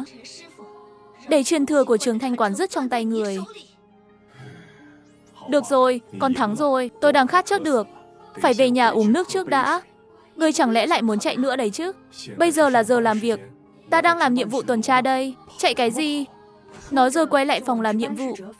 Lỗ Vị tỷ, lão đầu đó không đúng. Ông lão đó thật sự là sư phụ chị sao? Vậy ông ấy chắc chắn phải rất giỏi. Xong rồi. Trước đây tôi còn muốn dọa ông ta. Nếu như ông ấy muốn thù các người nghĩ bây giờ còn có thể đứng ở đây được không? Chỉ cần là mấy người không gây rắc rối. Ông ấy là một ông già vui tính. Không cần sợ. Đến nói xong, Lý Lỗ Vị bước nhanh đi theo. Hai thầy trò chuyện một đêm. Sau bình minh, Trường Doãn Tử bảo cô ấy tiễn ra trạm xe buýt. Lý do khó khăn của sư phụ bây giờ vẫn chưa thể nói với con. Nhưng con nhớ lấy, thế lực ở kinh thành tương đối phức tạp. Chỉ cần bước vào vũng nước bùn này, muốn thoát ra nữa thì khó. Con không lo lắng về quyền lực. Con chỉ lo lắng cho người tự nhiên biến mất không có tung tích. Con đừng nghĩ là tôi không biết con sắp xếp đám tiểu quỷ trông chừng ta. Vi sư còn có thể chạy đi đâu. Người thương xót chút chân tay ra của người đi. Có chuyện gì nhất định phải gọi cho con nhanh nhất. Cuối tuần gặp lại. Cút đi. Cuối cùng vẫn không trốn được. Là phúc không phải họa. Là họa không thể tránh khỏi. Bỏ đi. Lý Lỗ Vị đang trên đường về trường, bị người đi tới đâm phải. Con người anh bị làm sao vậy? Ngay cả lời xin lỗi cũng không có. Nhưng đối phương lại cúi đầu đi nhanh hơn. Cô ấy đột nhiên nghĩ tới cái gì, lập tức sờ sờ túi của mình. Ngươi đứng lại đó cho ta. Trả lại điện thoại cho ta. Muốn chạy không có cửa đâu.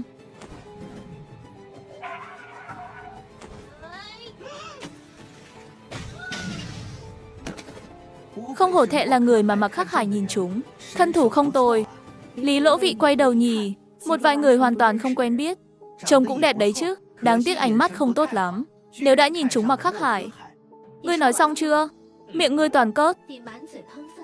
Thôi tới tận chỗ ta. Yên thiếu gia để tôi dạy cho nó một bài học. Miệng nhỏ thật là giỏi. Mặc Khắc Hải vậy mà lại thích cái kiểu này như cô. Các người muốn gì? Đại ca, cứu mạng. Họ cùng phe với tên trộm đó. Lão muội đừng sợ. Mấy người đàn ông to lớn các người, vậy mà lại đối phó với một tiểu cô nương. Sao lại vô liêm sỉ như vậy? Đừng nghĩ rằng ngươi dựa vào Mặc Khắc Hải là xong chuyện rồi. Ta khuyên ngươi nên tránh dính líu đến chuyện của nhà Mặc gia. Đến lúc đó chết như thế nào cũng không biết. Đại ca, tôi căn bản không có quen chúng. Anh xem chúng còn uy hiếp tôi. Sao các ngươi ngông thế? Ta đã báo cảnh sát rồi. Cảnh sát sẽ tới ngay. Ngay sau đó tiếng còi báo động xuất hiện im lặng mãi mãi. Lần này coi như cô may mắn. Chúng ta đi, đến đại ca. Cảm ơn anh, nếu không phải có anh trượng nghĩa ra tay giúp, tôi không biết phải làm gì mới được.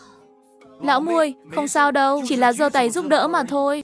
Sau khi đồn cảnh sát hoàn thành báo cáo, đúng lúc nhìn thấy biển Mặc Khắc Hải đang tiến về phía trước. Cảnh sát Mặc thiếu.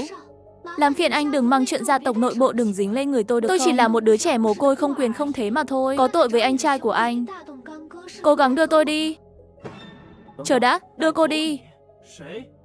Ai? Đến tôi đâu có quen. Vệ sĩ đó gọi hắn là Yển Thiếu, con trai của chú ba tôi. Bình thường trong tối ngoài sáng đều chống đối mình. Nhưng làm thế nào nó có thể được điều tra về cô ấy? Xin lỗi, tôi không biết.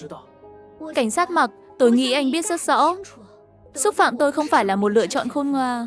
Người đó chắc là con trai của chú ba tôi, tên là Mặc Vĩ Yê. Tôi không biết chuyện đó làm phiền cô. Cô bớt nóng. Muốn bồi thường đều được. Miễn là tôi có thể làm. Đưa tóc của Mặc Vĩ Yến cho tôi.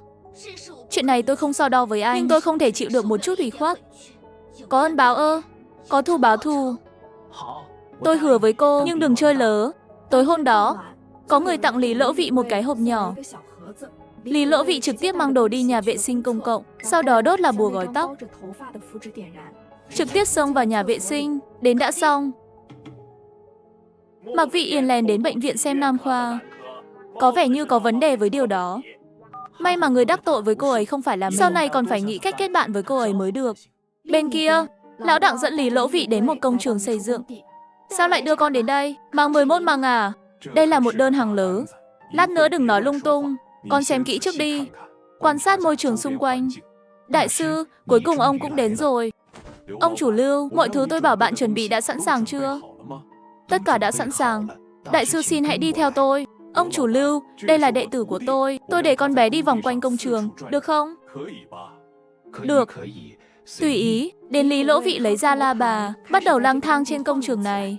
Vị đại ca này, tôi không biết. Lý Lỗ Vị vừa hay nhìn thấy trên lan can cách đó không xa dán một lá bùa, vậy mà lại còn dán bùa.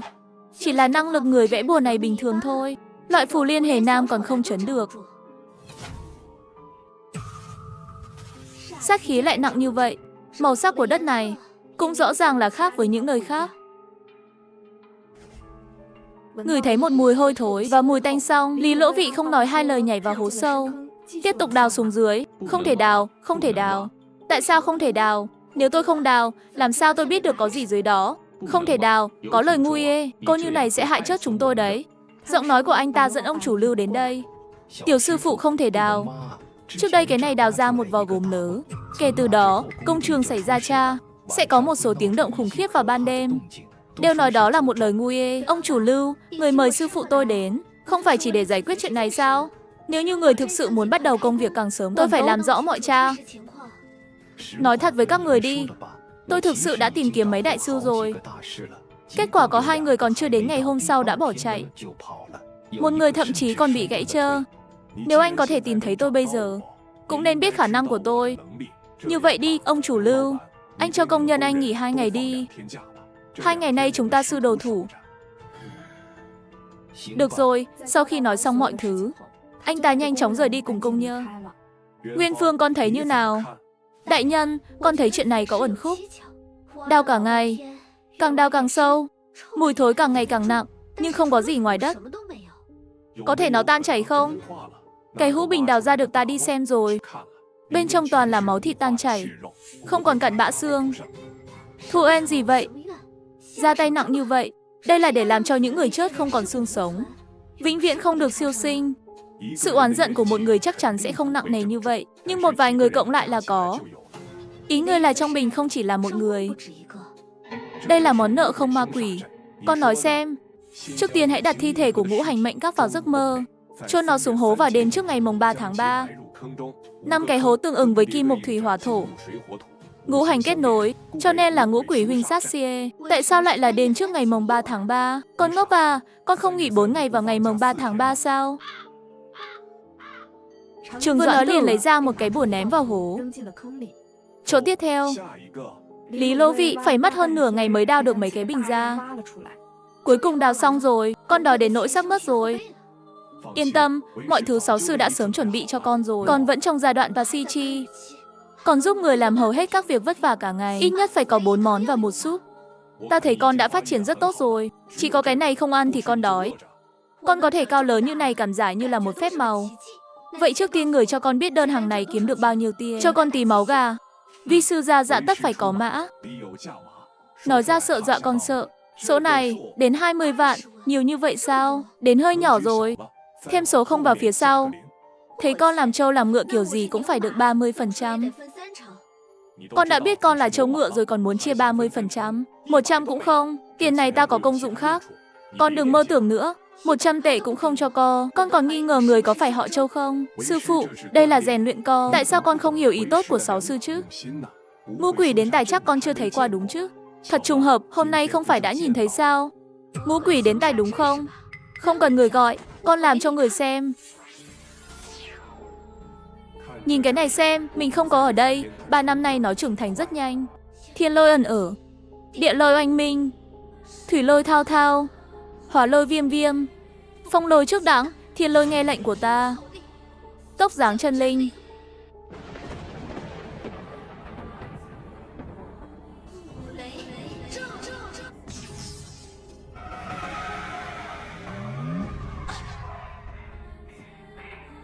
Xem ra vẫn phải để lão Khương ta ra tay mới được. Âm 6 thượng dương 6 hạ đi.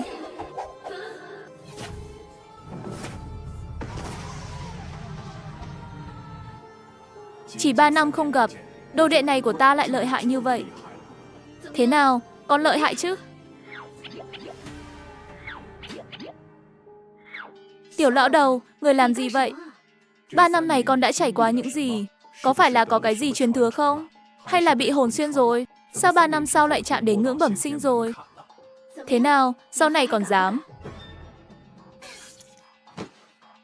Đồ ngốc nhà con, bản thân tu 6 gì còn không rõ sao? Được gì mà được chứ? Không lộ hai tay, người có thể chia con ít tiền sao? Đã đến lúc này rồi còn nói đùa, ta đưa con đến bệnh viện Gia Sinh C. Con chỉ la đói rồi, làm trâu làm ngựa một ngày cho người. Con muốn ăn thịt. Ta phục con rồi, lát nữa mua cho con. Sau này con thuê một căn nhà bên ngoài trường đi. Sống trong ký túc xá vẫn không tiện lắm. Không có tia. Đây là tiền lương nửa năm của ta. Đủ để con trả tiền thuê nhà một thời gian. Phần còn lại tự tìm cách. Người đã kiếm được 200 vạn rồi, vẫn còn keo kiệt như vậy. Ông chủ Lưu đến công trường qua đêm sau khi nhận được điện thoại. Đạo trưởng đã giải quyết hết rồi. Cái này hiện trường như thế nào trải qua một hồi đại xê. Đơn hàng này của anh đắt có lý do đắt tia. Anh quên đốt những cái này rồi. Sau này có thể bắt đầu làm việc rồi. Cảm ơn đạo trưởng, vất vả cho hai người rồi. Sau khi xong việc, ông chủ Lưu đưa sư đồ của họ ra ngoài cổng công trường. Đạo trưởng có thể để lại thông tin liên lạc của người không? Chi bằng anh thêm phương thức liên lạc của đồ đệ ta đi. Sau khi trao đổi thông tin liên lạc, hai thầy trò chuẩn bị đi tàu điện ngầm. Tại sao lại để lại thông tin liên lạc cho ông ta? Con xem tướng mặt ông chủ Lưu thế nào. Nhìn tướng mặt ông ta chắc có một kiếp. Hơn nữa là kiếp đào hoa. Không phải con muốn kiếm tiền thuê nhà sao? Kinh thành có rất nhiều cơ hội kiếm tiền. Con phải học cách nắm bắt. Cảm ơn lão đầu đã nhắc nhở. Được rồi, con về trước đi.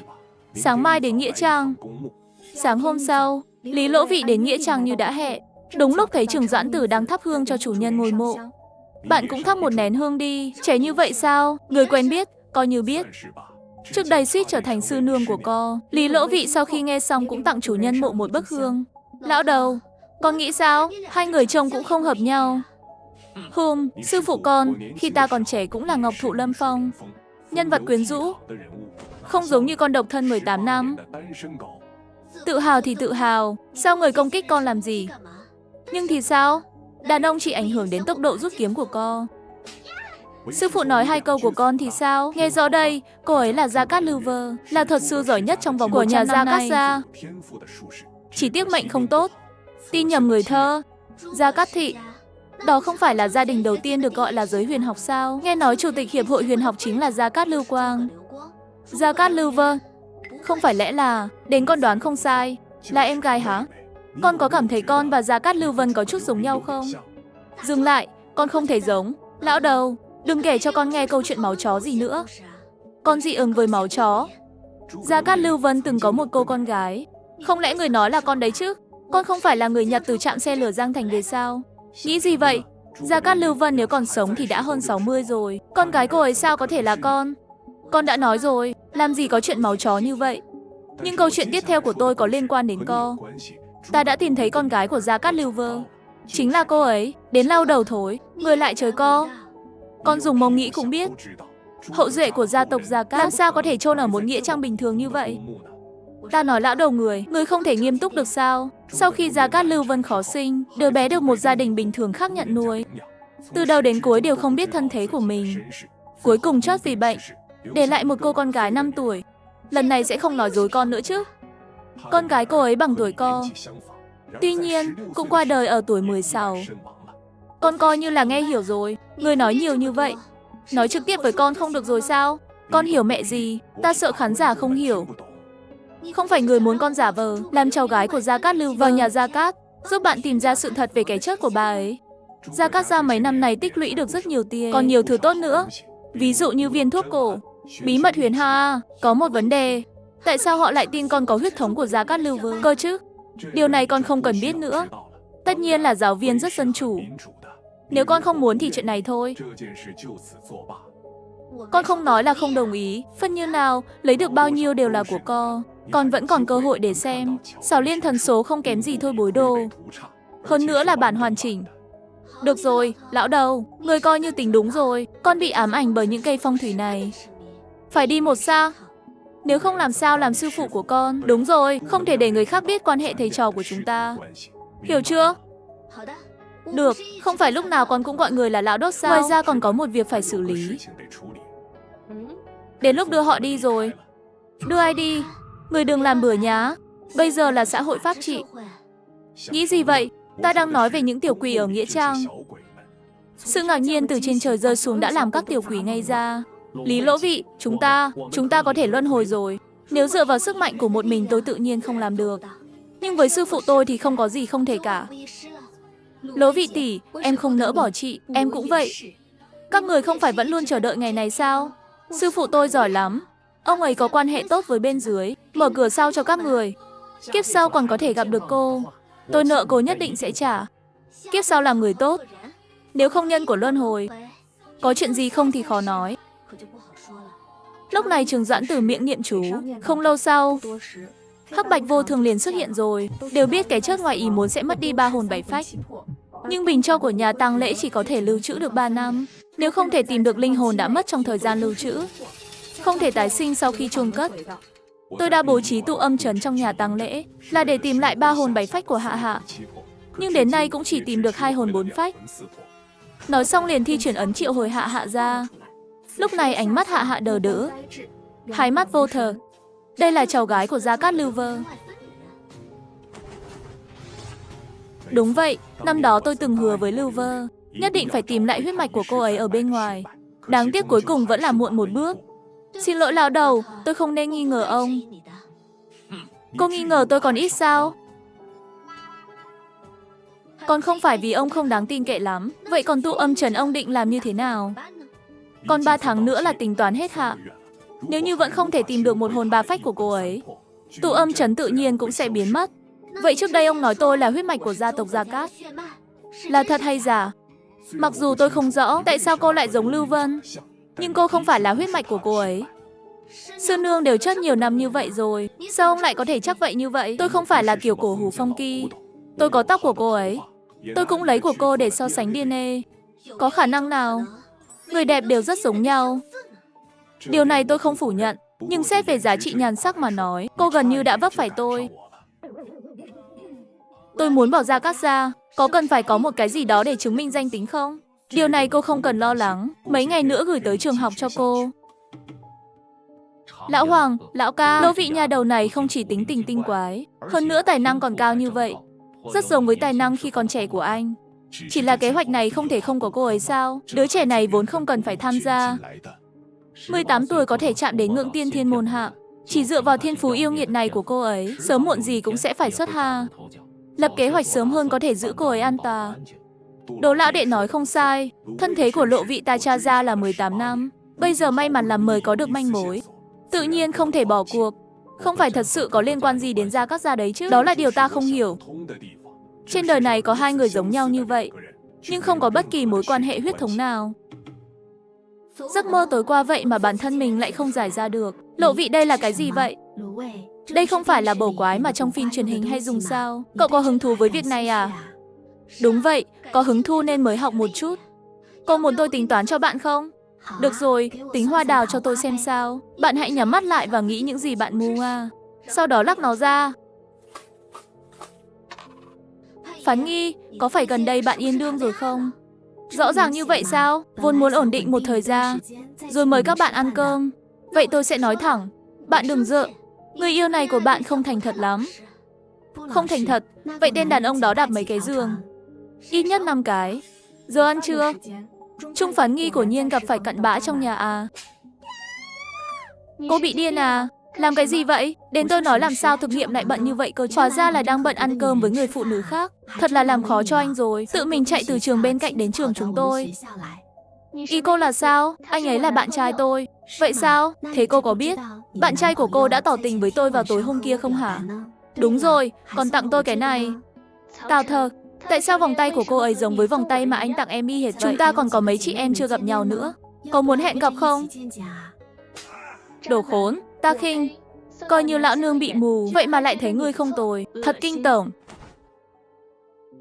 Người này ấn đường màu đe, nhìn mặt là Phạm Hoa Anh Đào. Này thì vui rồi. Tào Thần tức giận, trực tiếp giơ tay lên đánh về phía Trung Phán Nghi.